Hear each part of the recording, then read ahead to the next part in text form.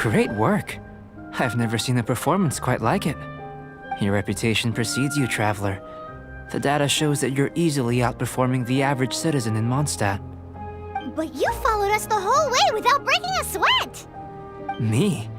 Actually, I used alchemy to cheat a little. But anyway. If it turns out that the natural laws of Tevat do not affect you, I should be able to make various inferences about the otherworldly civilization you belong to. If the natural laws of Tevat do affect you, then I shall be able to make inferences into the kind of evolution that would occur under the absence of such effects. The innumerable possibilities that this could present, the captivating insights, it would be something to savor again and again. But how does this help your research? You've helped me to unravel many of the problems that were holding it back. When we return to the campsite, I should be able to show you something interesting. I may be about to make some analogies between you and a few unusual specimens. I hope you won't be offended. Gold, petrified trees, a sun 8 times the size of our own. The essence of the investigative process is enthralling, but such feelings are inevitably fleeting in nature.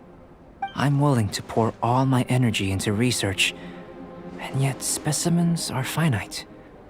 As the unknown transitions into the realm of scientific understanding, the feeling of enlightenment is lost. All these things that start out as objects of fascination end up possessing the prosaic mundanity of a sunsetia or a sweet flower. They cease to be noteworthy.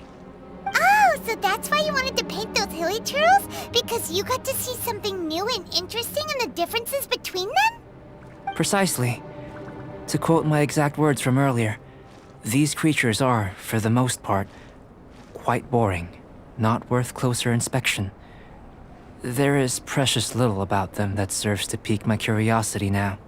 So after all these experiments, are we gonna be, like, boring to you? Like some basic draft of a sketch? Of course not. You have been of great assistance to me, and I will remember this friendship for a lifetime. Now, before we head back to the campsite, there's one more experiment. Intelligence. Follow me. There are some other ruins nearby.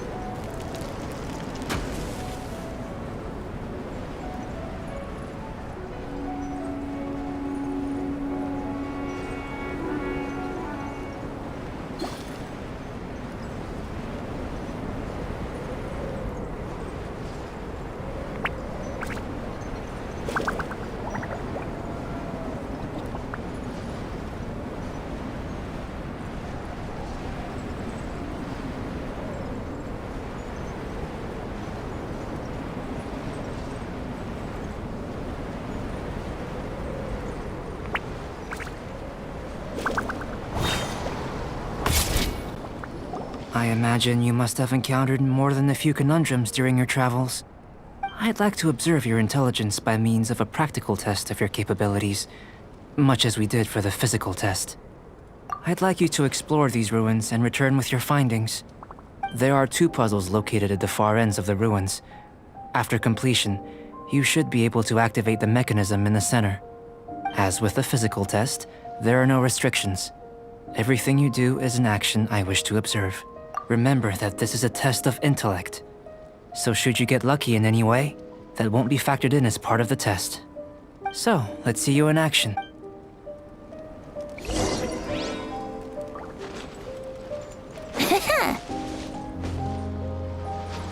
It's a complex environment, so proceed with caution.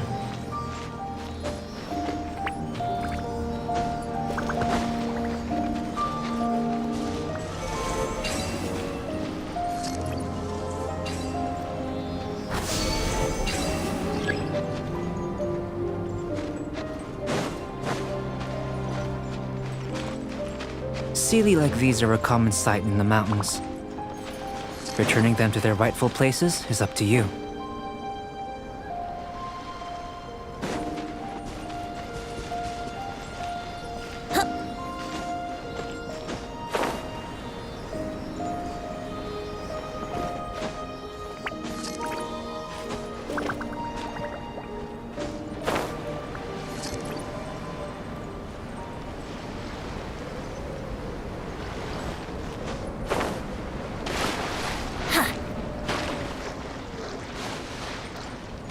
Brace yourselves.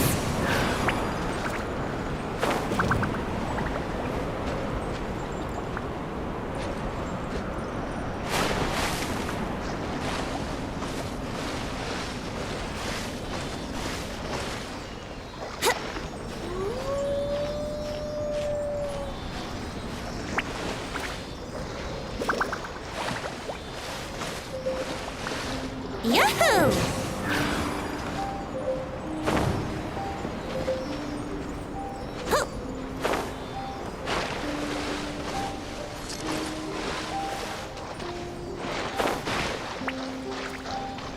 Here we go!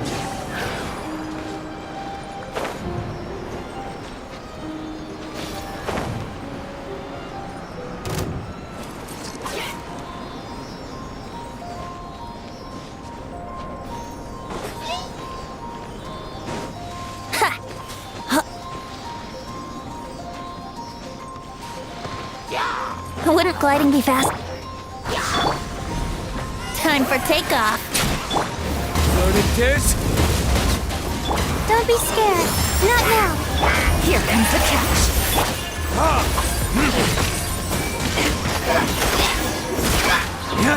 It should now be possible to activate the central mechanism. Exactly what will happen when you do is something I'm looking forward to finding out. Hey! Explaining things is Paimon's job!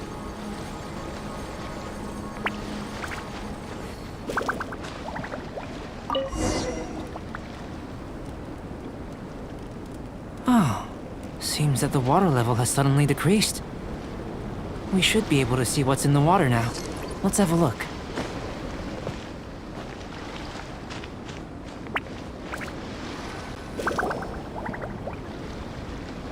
What's this? To the best of my knowledge, these belong to a script of some kind. They can be found all over Teyvat, but they've never given up their secrets. There's still a lot to learn about them. And as for why they should ever have come to rest here, a true mystery. Let me make a copy first. I'll make time to go over them in greater detail after our research. Another thing for the don't understand list. Unsolvable mystery this, weird experiment that. It'd be nice to get some cool results for once. Seems like if you want the reward, you gotta pay the price. I've truly gained a lot from all this. Comparatively, the little reward I can offer is too small to mention. Let me return to the campsite first. By the time you get back, I may just have a fleeting miracle for you to witness. Paimon's kinda looking forward to seeing the result of all this brain ache. Unless you can think of anything better to do, let's head back to the campsite. Not so fast. You're not leaving until I'm convinced that nothing dangerous is going on here. You didn't leave the mountain? I most certainly did not. And I've witnessed everything that you and Альбедо have been up to. I must say, you let your guards down. Or maybe you were drawn in by his compelling-sounding hypothesis and friendly demeanor.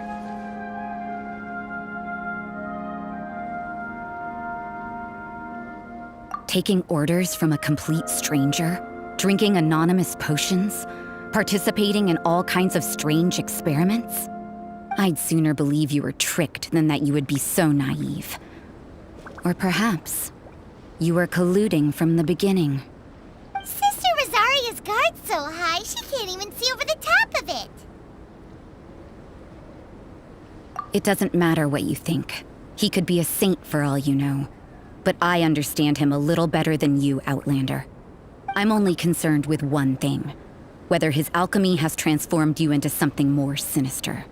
No way! Paimon would have sensed it. And anyway, he didn't even use any alchemy. With an alchemist of his level, you wouldn't sense a thing.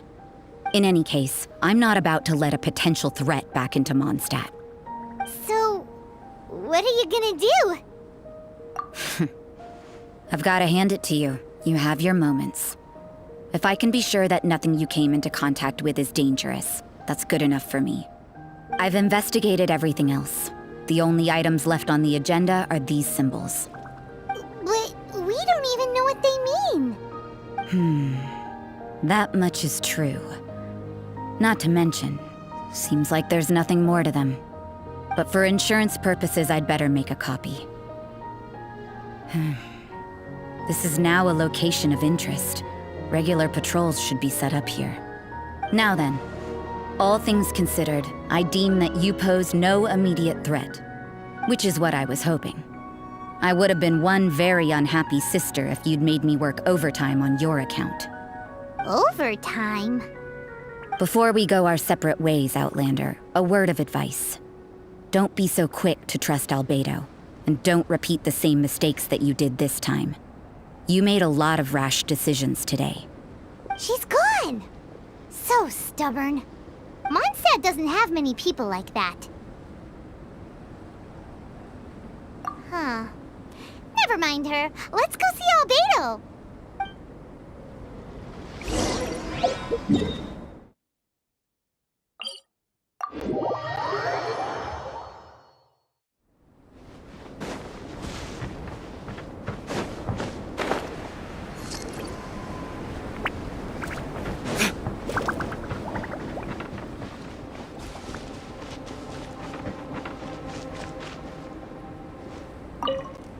You're back.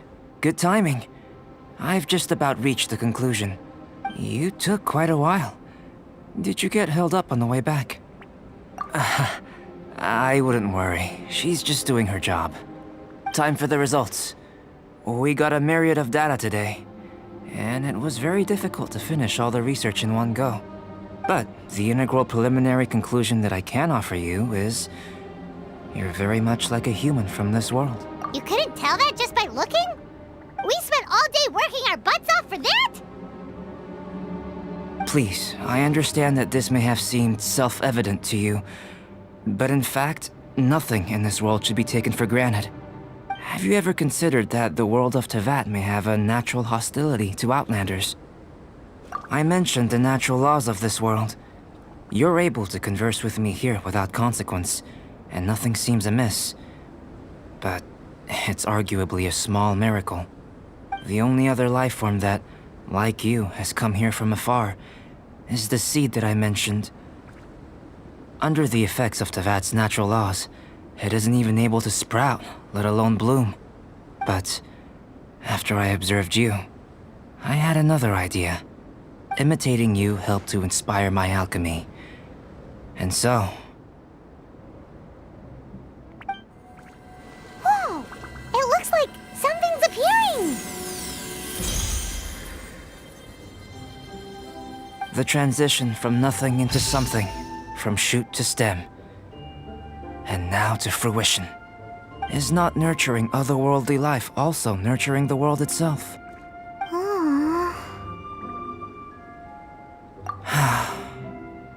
It would seem that that's as far as we go. A transient bloom of incomparable beauty. Life's proudest achievement. Paimon thought with all our efforts, it might have bloomed forever, and it didn't even have any fruit. Life is a manifold tapestry of free entities. Its value shouldn't derive from how long it stays with us. Even a momentary burst is precious. A short life can be well lived. A life lived efficiently, lived to perfection, is necessarily one unburdened by loneliness. So, do you understand what I meant about us conversing here arguably being a small miracle? Things feel a little heavy right now. Don't be sad. You've got Paimon to look after you. Альбедо, Paimon really wants to be your friend. Thank you both. Even if dispelling loneliness is not essential for life, it certainly doesn't hurt. Your help inspired me to discover the means to make a flower bloom. I mean that the time I've spent traveling with you in the mountains was a valuable journey for me. In the future, if the need arises, can I solicit your help again? Well, glad I can count on you. I made a point throughout of telling him how ordinary the results were. But what was that sediment I saw forming at the bottom of the vial? It should not have been there. What could it mean? Those born of Earth are bound by its imperfections, but those born of chalk are free of impurities. You and I are alike, both composed of a substance that has yet to be fully defined. If, one day, I lose control, destroy Mondstadt, destroy everything, can I rely on you to stop me?